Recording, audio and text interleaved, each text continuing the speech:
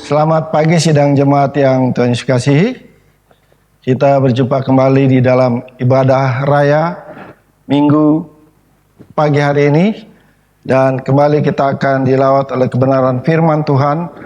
Dan yang sudah saya persiapkan, firman Tuhan terdapat di dalam 2 Korintus pasalnya yang ke-8 ayat 1 sampai ayatnya yang ke-10.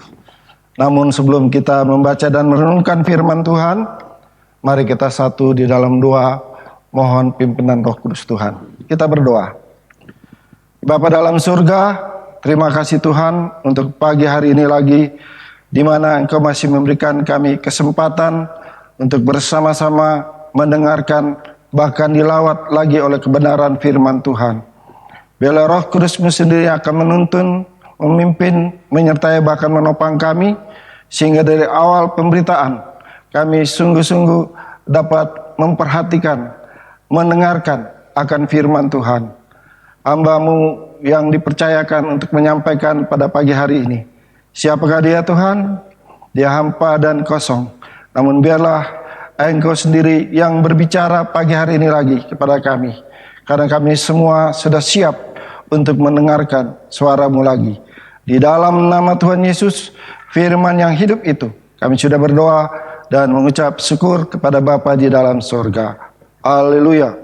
Amin.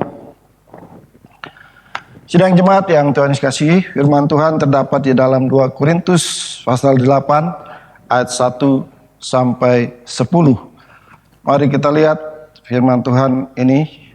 Saya akan membacakannya, sidang jemaat akan memperhatikannya. Pelayanan kasih. Saudara-saudara, kami hendak memberitahukan kepada kamu tentang kasih karunia yang dianugerahkan kepada jemaat-jemaat di Makedonia. Selagi dicobai dengan berat dalam pelbagai penderitaan, sukacita mereka meluap, dan meskipun mereka sangat miskin, namun mereka kaya dalam kemurahan. Aku bersaksi bahwa mereka telah memberikan menurut kemampuan mereka, bahkan melampaui kemampuan mereka. Dengan kerelaan sendiri, mereka meminta dan mendesak kepada kami, supaya mereka juga beroleh kasih karunia untuk mengambil bagian dalam pelayanan kepada orang-orang kudus. Mereka memberikan lebih banyak daripada yang kami harapkan. Mereka memberikan diri mereka pertama-tama kepada Allah, kemudian oleh karena kehendak Allah juga kepada kami. Sebab itu kami mendesak kepada Titus supaya ia mengunjungi kamu dan menyelesaikan pelayanan kasih itu sebagaimana ia telah memulainya. Maka sekarang, sama seperti kamu kaya dalam segala sesuatu, dalam iman, dalam perkataan, dalam pengetahuan, dalam kesungguhan untuk membantu, dan dalam kasih-Mu terhadap kami, demikianlah juga hendaknya kamu kaya dalam pelayanan kasih ini. Aku mengatakan hal itu bukan sebagai perintah, melainkan dengan menunjukkan usaha orang-orang lain untuk membantu. Aku mau menguji keikhlasan kasih kamu, karena kamu telah mengenal kasih karunia kita Yesus Kristus, bahwa Ia yang oleh karena kamu menjadi miskin, sekalipun Ia kaya, supaya kamu menjadi kaya oleh karena kemiskinannya. Inilah pendapatku tentang hal itu yang mungkin berfaedah bagimu.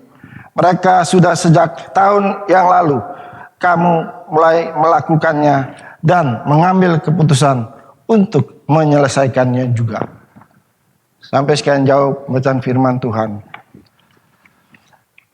Kita akan melihat nats pembimbing kita yang terdapat di dalam Matius pasal yang ke-16 ayat 24 sampai ayatnya yang ke-26. Matius 16 ayat 24 sampai 26. Ayat 24, lalu Yesus berkata kepada murid-muridnya, setiap orang yang mau mengikut aku, ia harus menyangkal dirinya, memikul salibnya, dan mengikut aku. Karena barang siapa mau menyelamatkan nyawanya, ia akan kehilangan nyawanya. Tetapi barang siapa kehilangan nyawanya karena aku, ia akan memperolehnya. Apa gunanya seseorang memperoleh seluruh dunia tetapi kehilangan nyawanya? Dan apakah yang dapat diberikannya sebagai ganti nyawanya? Sidang jemaat yang Tuhan Yesus kasihi, tema kita hidup sesuai dengan panggilan Tuhan, yaitu melayani lebih sungguh dan benar dan penuh kasih. Melalui pembacaan kita pagi hari ini, kita melihat bagaimana Paulus menulis dari Makedonia dan berharap bahwa kabar mengenai kemurahan hati jemaat-jemaat ini akan membesarkan hati orang-orang percaya di Korintus dan motivasi mereka untuk menyelesaikan masalah mereka dan bersatu dalam persekutuan. Dan pada perjalanan misinya yang ketiga, Paulus telah mengumpulkan uang untuk orang-orang percaya yang miskin di Yerusalem. Bahkan jemaat-jemaat di Makedonia, Filipi, Tesalonika, dan Berea telah memberikan uang meskipun mereka miskin. Dan mereka dengan penuh pengorbanan telah memberi lebih daripada yang Paulus harapkan. Meskipun mereka sendiri miskin, tetapi mereka ingin dan tetap membantu. Bapak, Ibu, saudara-saudaraku yang Tuhan Yesus kasihi, jumlah yang kita berikan tidaklah sepenting alasan dan cara kita memberi. Karena Allah tidak ingin kita memberi dengan perasaan tidak rela. Sebaliknya, Dia ingin kita memberi seperti yang dilakukan oleh jemaat-jemaat ini. Karena pengabdian kepada Kristus, kasih kepada sesama orang beriman, sukacita menolong orang-orang yang membutuhkan, dan juga karena fakta bahwa memberi adalah hal yang baik dan benar untuk dilakukan.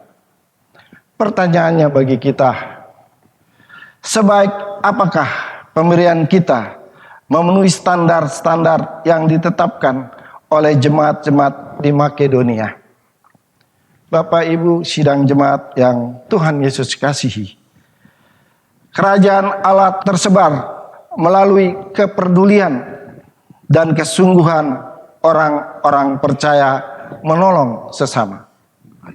Di sini kita melihat beberapa gereja bergabung untuk menolong sesama, jauh melampaui lingkungan teman-teman dan kota mereka sendiri.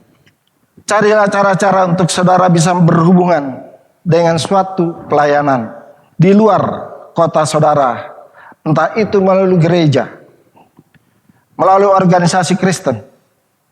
Karena dengan bergabung bersama orang-orang percaya lain untuk melakukan pekerjaan Allah, saudara sudah meningkatkan persatuan Kristen dan membantu kerajaan Allah untuk bertumbuh. Orang-orang percaya di Korintus unggul dalam segala hal.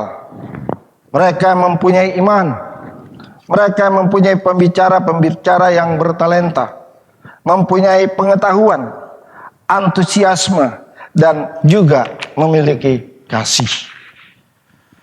Untuk itu Paulus mendorong mereka untuk juga unggul dalam kerelaan untuk memberi. Seringkali penata layanan keuangan diberi status yang berbeda daripada aspek-aspek kemuritan yang lain. Sebagian besar orang percaya tidak mau pertumbuhan iman, pengetahuan, dan kasih berhenti pada tahap tertentu. Akan tetapi banyak orang menentukan suatu persentase tertentu dari uang mereka untuk diberikan dan tetap sekian besar seumur hidup. Kalau perpuluhan dapat 5 juta, kasihnya 500. Dapat 10 juta, 500 juga. Harusnya kan bukan 500 dong. 1 juta. Tapi itulah manusia. Menetapkan bahkan seumur hidup.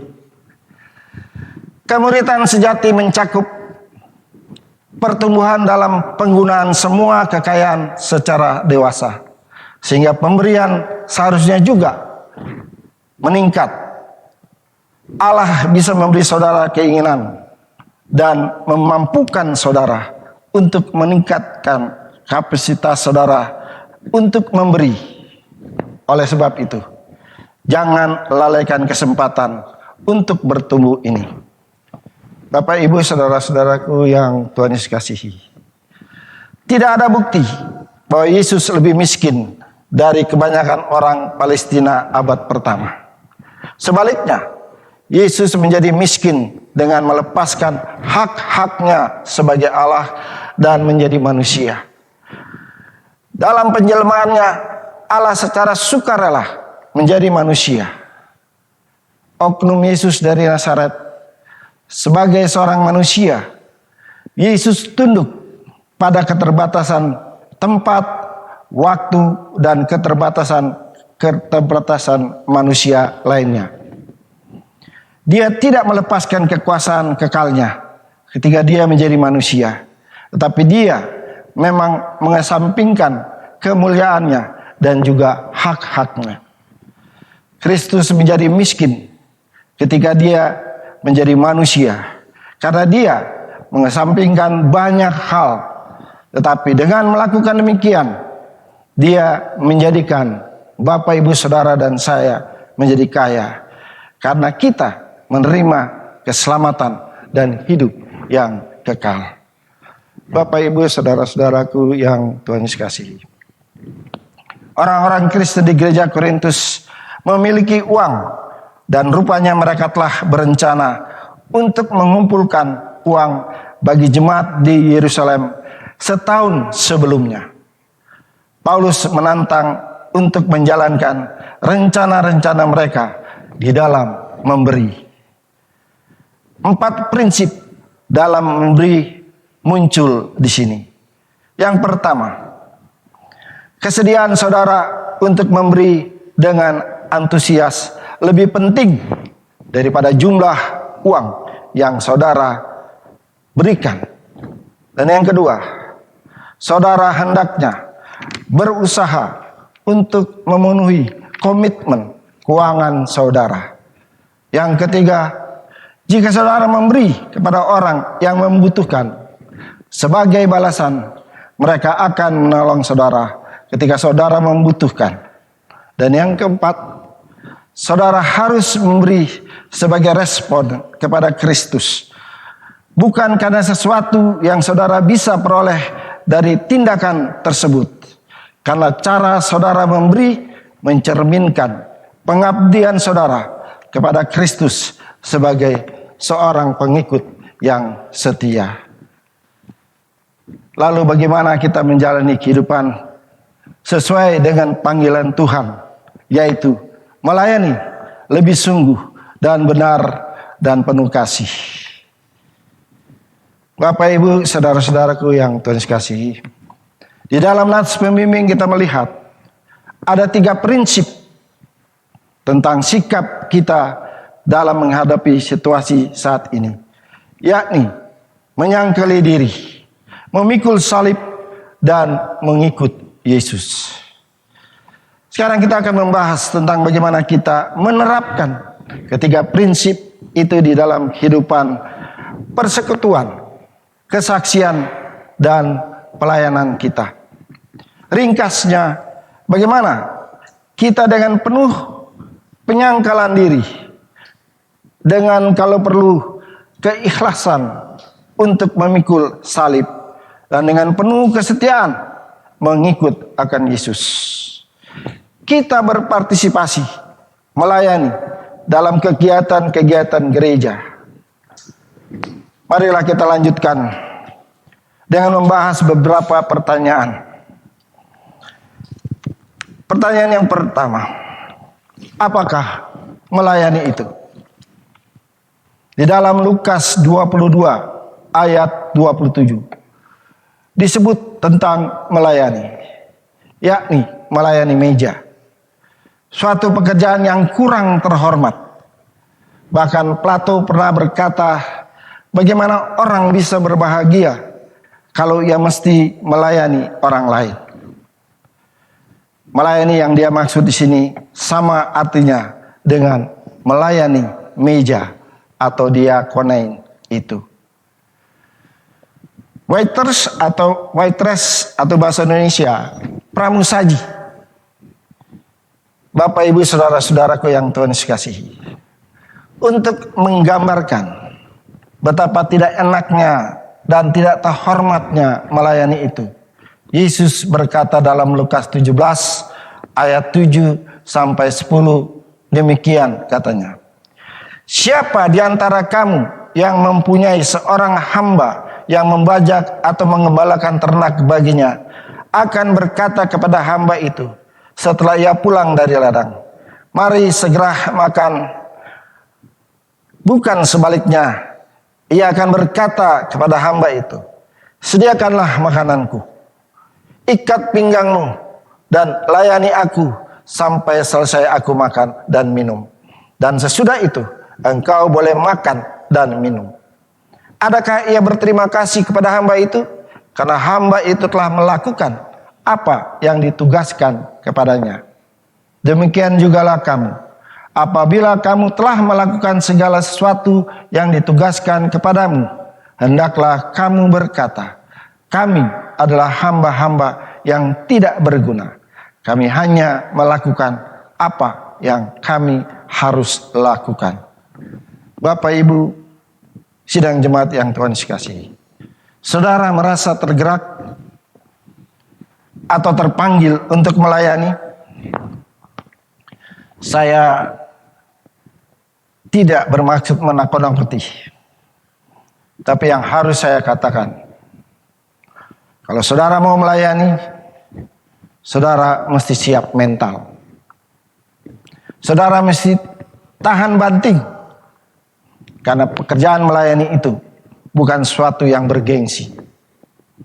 Kalau sampai ada jabatan yang diperebutkan, sampai pecah, pendeta berkelahi melawan pendeta, kelompok A bertarung melawan kelompok B, saya yakin motivasinya pasti bukan melayani.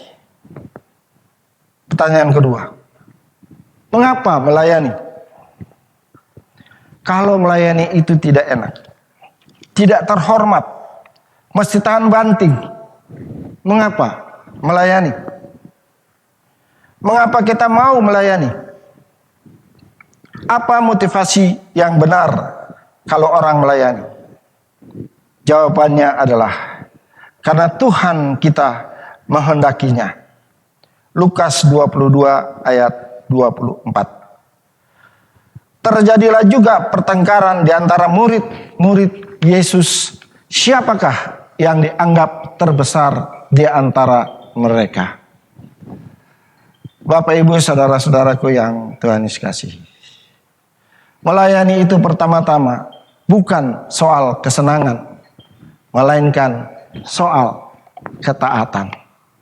Apakah saudara mau taat atau tidak kepada apa yang dikehendaki Tuhan, terlepas dari saudara menyenanginya ataupun tidak? Yohanes 13 ayat 14. Jadi, jikalau aku membasuh kakimu, aku yang adalah Tuhan dan gurumu, maka kamu pun wajib saling membasuh kakimu.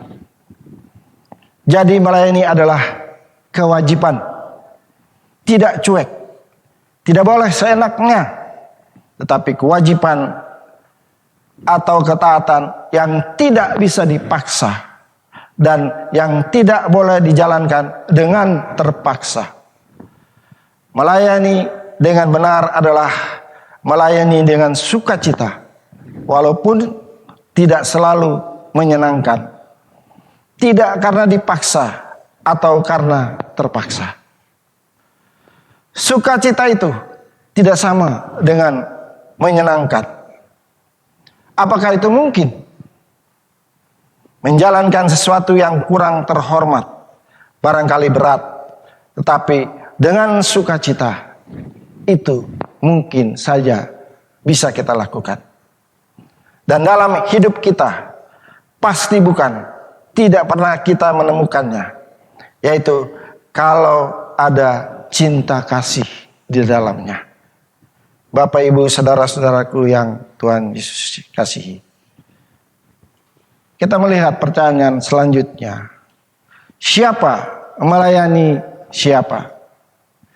Siapa yang harus melayani? Siapa yang pantas dilayani? Siapa melayani siapa? Inilah rumus atau prinsip yang saya berikan. Semua melayani semua, atau meminjam moto Jenderal Wiranto. Satu untuk semua, semua untuk satu. One for all for one. Apa artinya? Tidak ada orang yang terlalu tinggi untuk melayani, dan tidak ada orang yang terlalu rendah atau hina untuk dilayani. Semua perlu dilayani. Orang yang terlalu sombong yang mengatakan dia hanya ingin melayani, tidak perlu dilayani. Hanya mau memberi dan tidak mau menerima. Sebaliknya, semua orang bisa melayani. Tidak ada yang tidak bisa. 1 Korintus 1 ayat 28 firman Tuhan berkata, dan apa yang tidak terpandang dan yang hina bagi dunia dipilih Allah. Bahkan apa yang tidak berarti dipilih Allah untuk meniadakan apa yang berarti. Ingat perumpamaan tentang talenta. Tidak ada orang yang diberi 0 talenta. Kesalahan orang diberi 1 talenta itu bukan karena dia tidak memeliharanya, bukan karena dia menghilangkannya atau mengkorupnya, tetapi karena ia menguburkannya. Ia tidak memanfaatkannya atau tidak memperkembangkannya. Yesus berkata di dalam Matius 25 ayat 29, karena setiap orang yang mempunyai, kepadanya akan diberi, sehingga berkelimpahan. Tapi siapa yang tidak mempunyai, apapun juga yang ada padanya akan diambil daripadanya. Yang diberi, kalau dibiarkan akan mubazir, dan itu akan diambil. Ikan di dasar laut yang dalam punya mata, tetapi buta, karena ia tidak pernah memakai matanya. Talenta itu seperti minyak janda di Sarfat itu. Sedikit, tapi semakin dipakai untuk melayani, tidak habis, malah semakin bertambah. Oleh sebab itu, jangan gampang meminta. Karena begitu diberi, ada tuntutannya, ada konsekuensinya. Dan semakin banyak diberi, semakin banyak pula yang dituntut. Selanjutnya, pertanyaan bagi kita. Untuk apa melayani? Salah satu yang bisa memotivasi orang untuk bekerja keras, bahkan kalau perlu berkorban, adalah hasilnya. Kalau ada hasilnya, suatu pekerjaan tidak akan mubazir alias sia-sia. Apalagi kalau hasilnya lebih besar daripada pengorbanannya. Pertanyaannya bagi kita, maukah saudara berkorban? Kalau saudara tahu bahwa bukan saudara, tetapi orang lain yang akan menikmati pengorbanan saudara itu. Tak jarang kita mendengar rakyat kecil berkata, kami lagi yang disuruh terus berkorban. mengejangkan ikat pinggang, bekerja keras terus, tetapi hasilnya siapa yang menikmatinya? Untuk apa melayani? Apa untungnya? Apa hasilnya? Dan apa yang dapat diharapkan? Apakah betul melayani itu hanya memberi, hanya berkorban, berani merugi, bahkan mengharapkan terima kasih pun jangan, apalagi tanda jasa? Memang ada benarnya. Tapi kalau saudara mau dapat untung, jangan melayani di gereja. Bukan di gereja tempatnya. Begitu juga bila saudara ingin dapat kuasa atau tanda jasa. Tetapi juga tidak benar kalau melayani itu 100% cuma berkorban. Memberi atau kehilangan dan tak memperoleh apa-apa. Tentu salah. Ada yang bisa diharapkan, dan yang dapat kita harapkan itu adalah sesuatu yang sangat berharga dan sangat bernilai. Dia tidak dapat dibeli dengan harga berapapun atau ditukar tambah dengan apapun. Apakah itu?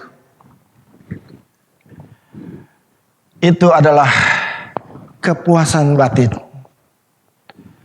Benar sekali ungkapan, lebih berbahagia memberi daripada menerima, karena kelegaan dan kepuasan hatinya berbeda. Yang kedua, penegasan Yesus sendiri di dalam Markus 10 ayat 28 sampai 31.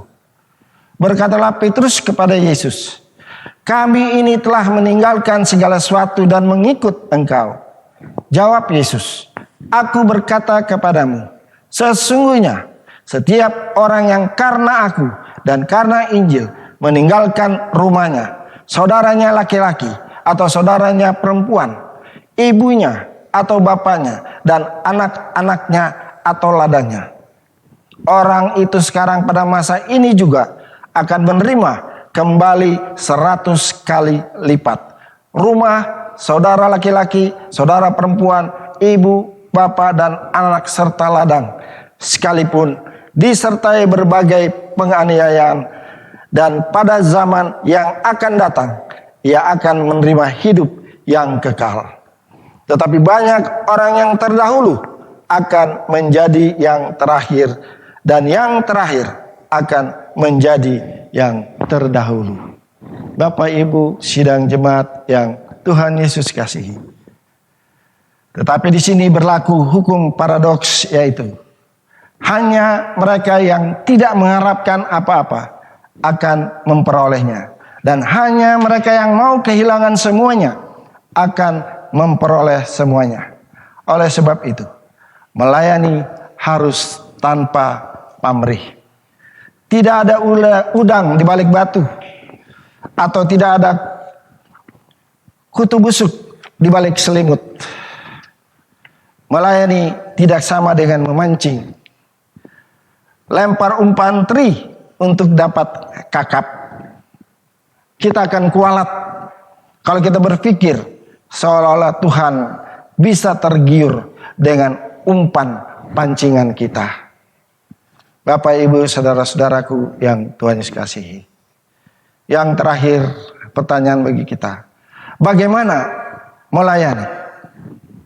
Yang pertama, memandang dan memperlakukan orang lain sebagai sesama, tidak lebih tinggi sehingga kita hanya melayani kehendaknya.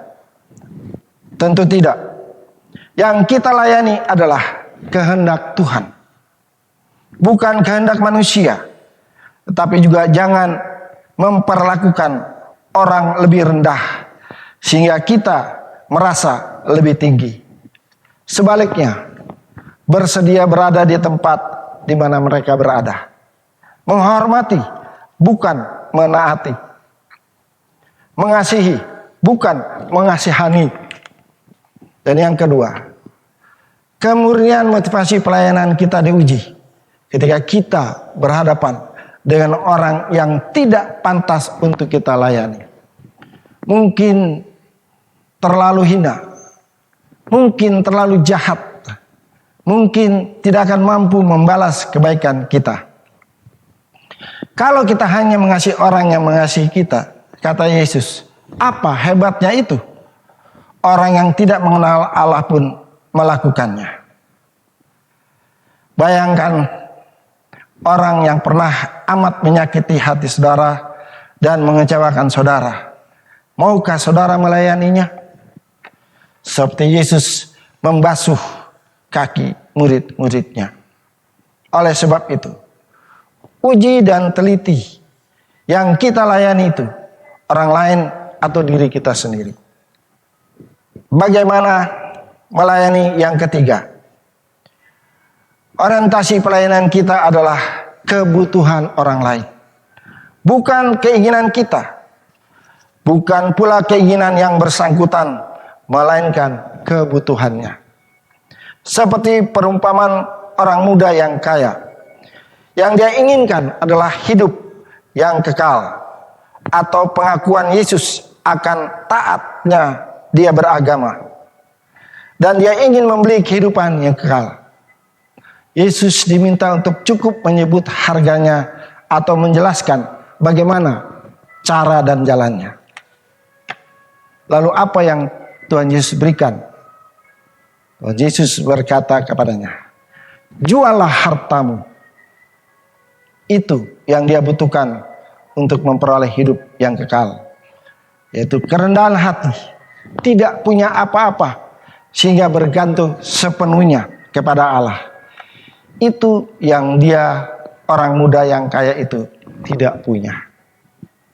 Bapak, Ibu, saudara-saudaraku yang Tuhan Yesus kasihi. Dalam kisah pembasahan kaki murid Yesus, juga jelas Yesus melakukan itu. Karena itulah kebutuhan yang ada. Bukan karena ia senang mengerjakannya. Bukan juga karena para murid menghendakinya atau menginginkannya. Bagaimana melayani yang keempat adalah pelayanan kasih yang sejati hanya dapat kita kerjakan bila ada penyangkalan diri, bila ada kerendahan hati, bila ada ketaatan untuk memikul salib, bila ada kesetiaan dalam mengikut Yesus. Barulah pelayanan kasih kita menjadi awet, tahan lama, tahan banting. Dan pelayanan kita tidak memandang siapa mereka. Bapak, Ibu, saudaraku yang Tuhan kasihi. Banyak orang Kristen menjadi pelayan DO atau drop out karena tidak mempunyai ketiga prinsip ini. Contohnya, orang yang cepat tersinggung adalah orang yang belum menyangkali akan dirinya. Orang yang tidak kuat atau tidak berani karena tuntutannya terlalu berat, menandakan bahwa dalam diri orang tersebut belum ada kesediaan untuk memikul salib. Orang lain saja dulu yang melayani, saya aja nanti. Berkatnya mau, tetapi tugasnya tidak mau. Kalau demikian, maka Yesuslah yang mengikut kita, bukan kita yang mengikut Yesus. Bapak, Ibu, saudara-saudaraku sidang jemaat yang Tuhan kasihi. Marilah kita bersama menjalani kehidupan kita dengan berpegang kepada ketiga prinsip ini. Sehingga walaupun saat ini kita diperhadapkan dengan kondisi di mana COVID-19 masih terus kita hadapi. Disinilah kesempatan untuk kita menunjukkan pelayanan kasih kita kepada sesama kita. Saat ini, gereja kita sedang membutuhkan dana untuk pelayanan misi keluar. Bahkan komisi wanita, komisi pria juga membutuhkan dana bagi pelayanan diakonia, bagi jemaat kita yang sangat membutuhkannya. Kesempatan bagi kita semua untuk mempraktekkan pelayanan kasih kita bagi sesama kita. Tuhan memberkati firman-Nya pagi hari ini lagi. Amin. Sidang jemaat yang Tuhan kasihi, sesudah kita berdoa firman Tuhan dan bersyukur untuk firman Tuhan, kita akan menyanyi pujian melayani lebih sungguh, dan disambung mengasihi lebih sungguh. Sesudah itu jemaat bangkit berdiri dan kita akan menerima doa berkat. Mari kita berdoa. Bapa dalam surga, kami mengucap syukur dan berterima kasih atas selawatan firman Tuhan pada pagi hari ini lagi. Dan sungguh Tuhan, kami mau belajar untuk sungguh-sungguh mengikuti Engkau dengan setia melalui ketiga prinsip ini Tuhan. Biarlah kami sungguh-sungguh menjadi orang-orang yang berkenan kepada Tuhan dan sungguh-sungguh melakukan pelayanan kasih ini kepada siapa saja yang kami temui dalam kehidupan kami.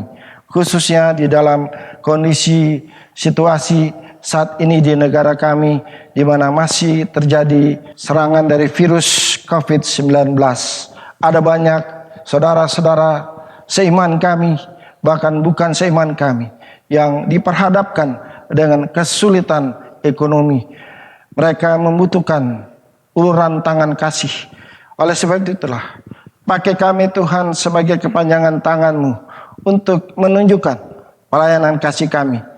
Pertama-tama untuk saudara-saudara seiman kami, dan selanjutnya untuk orang-orang yang ada di dalam lingkungan di mana kami tinggal dan ada, bahkan siapapun yang sungguh-sungguh membutuhkan uluran serta bantuan kami.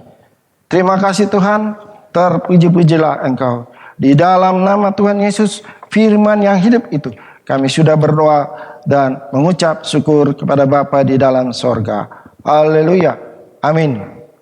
Mari kita angkat pujian melayani lebih sungguh, dan disambung mengasihi lebih sungguh. Sesudah itu saya jemput sidang jemaat bangkit berdiri untuk kita menerima doa berkat.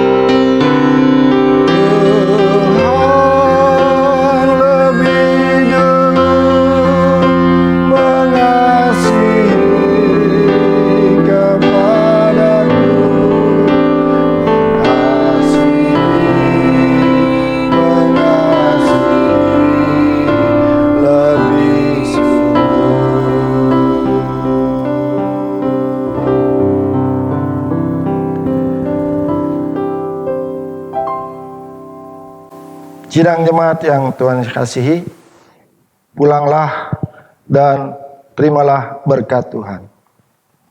Biarlah kasih karunia dan damai sejahtera dari Allah Bapa di sorga, pengasihan yang berlimpah-limpah dari Tuhan Yesus Sang Putra, serta pimpinan, pertolongan dan penghiburan melalui Roh Allah yang kudus memberkati sidang jemaat sekalian, mulai daripada saat ini sampai Maranatha, Tuhan Yesus datang kembali. Amin.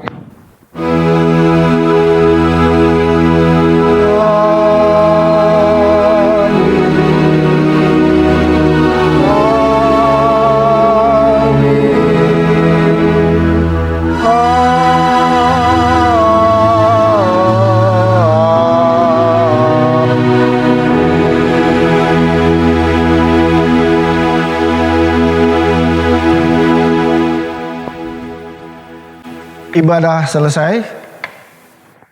Selamat hari Minggu dan Tuhan Yesus memberkati kita sekalian. Amin.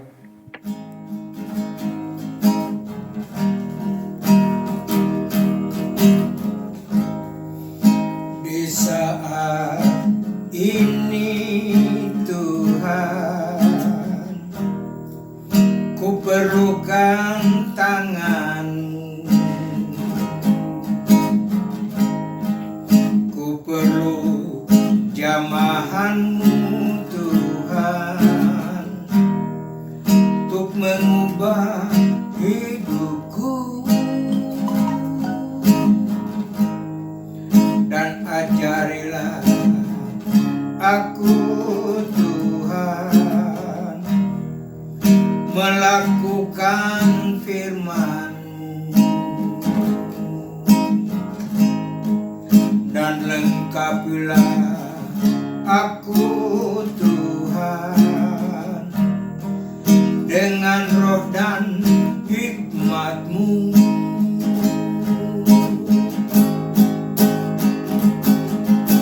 Tiada yang mustahil bagi-Mu, tiada yang tak mungkin bagi-Mu. Aku mau berserah di dalam tangan-Mu, oh Tuhan.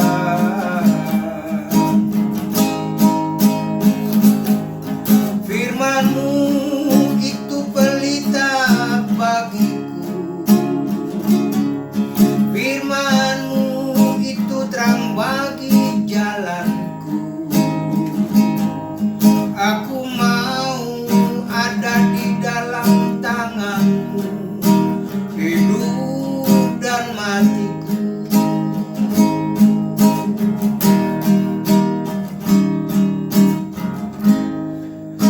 Ajarilah aku Tuhan, melakukan firman-Mu, dan lengkapilah aku Tuhan dengan roh dan hikmat-Mu.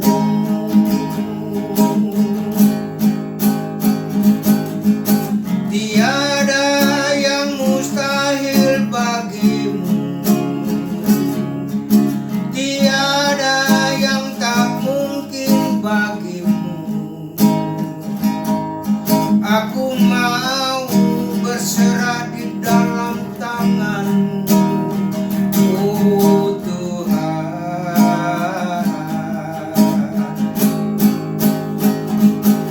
Firman-Mu itu pelita bagiku,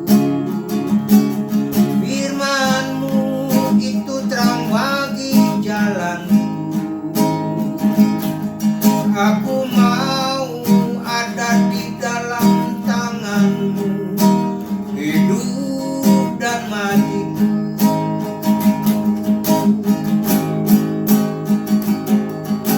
Tiada yang mustahil bagi-Mu, tiada yang tak mungkin bagi-Mu. Aku mau berserah di dalam tangan-Mu, oh Tuhan.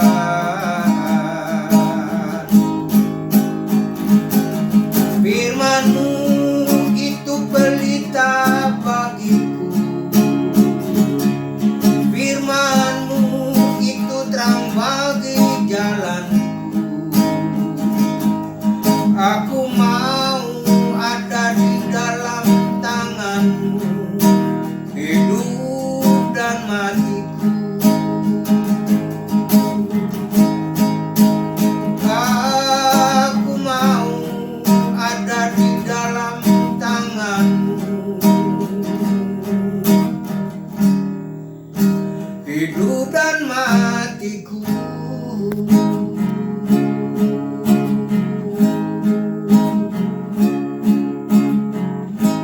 Selamat hari Minggu, selamat beribadah.